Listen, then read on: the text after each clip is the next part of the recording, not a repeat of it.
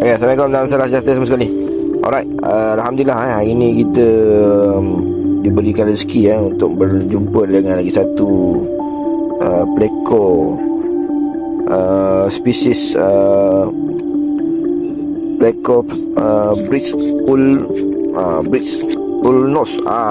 Masuk depan dia ni kan, nampak dia ni kiri dia, tepi dia ni dia ada bermisai-misai.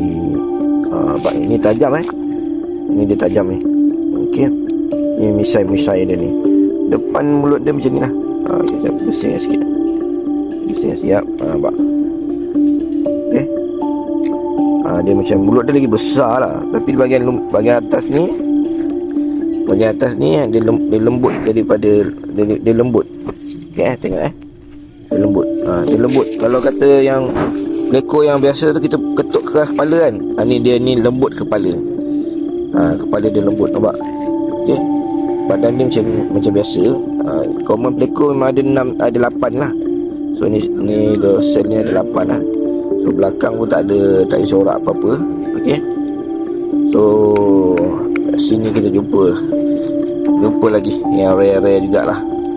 Ada di Malaysia Ini bukan di luar negara, ini di Malaysia. Okey.